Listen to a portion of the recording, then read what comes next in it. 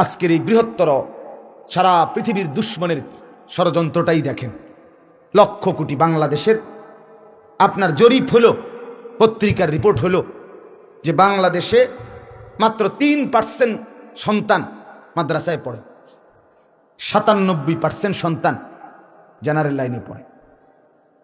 এই জেনারেল লাইনের 97% সন্তানের হাতে প্রতিদিন কমপক্ষে 10 থেকে 15টা বই সেই ছোট্টবেলার থেকে তার কাঁধে তুলে দিছে। এতগুলো বইয়ের চাপ থেকে সে মাস্টার্সের পর থেকে পর্যন্ত সে এই বোঝার থেকে নিষ্কৃতি নাই, তার রেহাই নাই। পাশ করতে হইলে, দুনিয়া কামাই করতে হইলে তোমারে 12-14টা বই পড়তেই হবে। ফার্স্ট পার্ট, সেকেন্ড পার্ট দোনোটাই পড়তে হবে। অনেকগুলো বইয়ের বোঝা তারে তুলে দিছে দুশ্মন। একটা কাজ করে দিছে, এতগুলো বইয়ের চাপ তার কাঁধে তুলে দিয়ে তার থেকে শুধু সরায় দিছে আল্লাহর কোরআন। ভাতের লাগিয়া আরো পড়ো, বুঝাই দিছে আরো পড়ো, আরো পড়ো। বাংলা, অঙ্ক, ইংরেজি, পদার্থ, জীববিজ্ঞান, রসায়ন বিজ্ঞান, উচ্চতর গণিত, তথ্য যোগাযোগ প্রযুক্তি, প্রথম পত্র, দ্বিতীয় পত্র, তৃতীয় পত্র, আরও পড়ো। একবার ক্লাসে, একবার টিউশনিতে, একবার কোচিংয়ে, একবার প্রাইভেটে, একবার ঘরে, একবার এইভাবে পড়তে থাকো, পড়তে থাকো, পড়তে থাকো।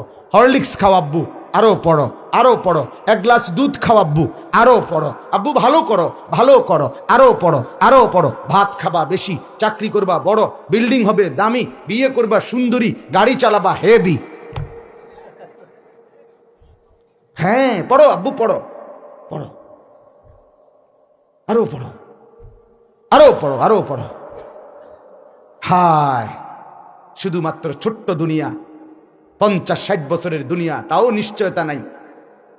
50-60 বছরের দুনিয়ার জন্য তার কি পরিমাণ বইয়ের চাপ তার তুলে দিছে। তার অনন্তকালের আখিরাতের যেই প্রয়োজন, সেই কোরআন তার থেকে সরাই দিছে। এটা লাগবে না, এটা হুজুররা পড়বে। ওই বোকা কিছু মৌলবী আছে, হ্যাঁ, সমাজের পিছনে পড়ে থাকা ব্যাকডেট পশ্চাৎপদ মানুষ, এই মোল্লা মুন্সি আছে গরিব গোরাবা, দিন আনে দিন খায়, এমন কিছু ফকির মিসকিনের পুত, এগুলো মাদ্রাসায় পড়বে, কোরআন কিতাব পড়বে, এগুলো নিয়ে তুমি ভাইব না। নাউজুবিল্লাহ। হ্যাঁ, এজন্য বন্ধু আমার, যেই ভাতের জন্য, যেই চাকরির জন্য, যেই দুনিয়া ভোগ করার জন্য তোমার এতগুলো বই পড়াইলো, কোরআন থেকে বঞ্চিত করলো, অথচ আমি তো দেখি সেই দুনিয়া বহু মূর্খ বকলম এর থেকে বেশি ভোগ করে। তোর লাভটা কি হলো? একের পুরা ধরা না খাইলাম। আমি এতগুলো বই পড়ে যে এই টাইলস লাগাইছি, এই মূর্খ হইতে তো এত বালা টাইলস লাগাইছি। কথা বলেন না? এমন নাই একজন না? তাইলে আমি তো এই চোখে দেখছি, বস যে বেড়া পুরা ফ্যাক্টরির মালিক, উনি একেবারে মূর্খ, নামও দস্তখত দিতে জানে না। আর অথচ উনার অধীনে ম্যানেজার, সে বিদেশ থেকে উচ্চ ডিগ্রিধারী, সে পিএইচডি হোল্ডার।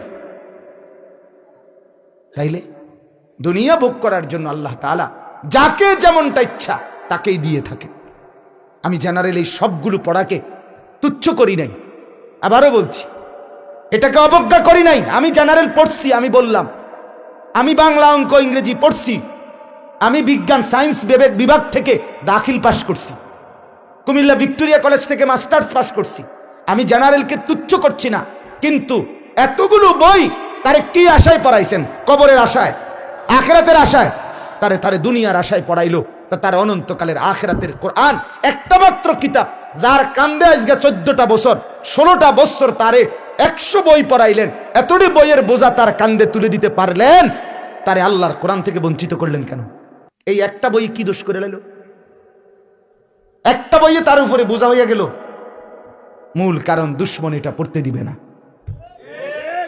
দুশ্মনের কথা হলো, দরকার হলে বই আর একটা বাড়াই এলো, সাধারণ জ্ঞান আলাদা করো, তারপরে দিয়া কি বিশেষ জ্ঞান আলাদা করো, মিডিয়াম জ্ঞান আলাদা পড়ো, 3টা বই আলগালো, আলাদা লেখো, বই বাড়াও দরকার হইলে, কিন্তু এটা পড়ার কথা যেন মনে না হয়, কারণ এটা পড়লেই সে মানুষ হবে, এটা পড়লেই তার নৈতিক চরিত্র সুন্দর হবে।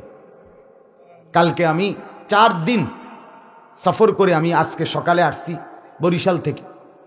ও যশোর, ঝিনাইদহ, খুলনা, বরিশাল ছিলাম।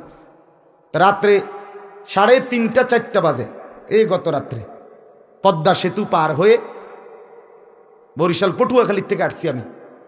তো এই পারে আসছি, মানে সেতু পার হইয়েই এই পারে আইসা আমার ড্রাইভার চা খাওয়ার জন্য একটা দোকানের পাশে সেতুর পরেই থামছে। রাত্রে তখন 3:30 4টা বাজে।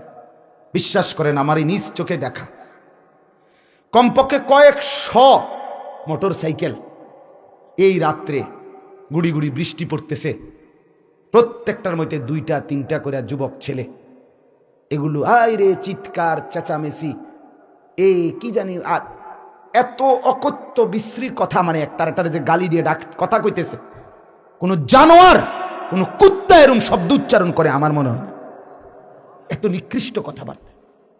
রাতের বাজে 3:30 4টা। এক নজর তাকাইয়ে দেখলাম অনেকগুলো মোটরসাইকেলের পিছনে মেয়েও আছে। হায়, এদের মা কোথায়, এদের বাবা কোথায়, এদের অভিভাবক কোথায়? এই কালকে রাত্রে দেখছি এরা জীবন উপভোগ করছে, এরা রাত 4টা বাজে মাতালের মতো এনজয় করছে। আস্তাগফিরুল্লাহ। কে শিখাবে এদেরকে? কে বুঝাবে এদের আল্লাহকে, আখিরাত কোথায়?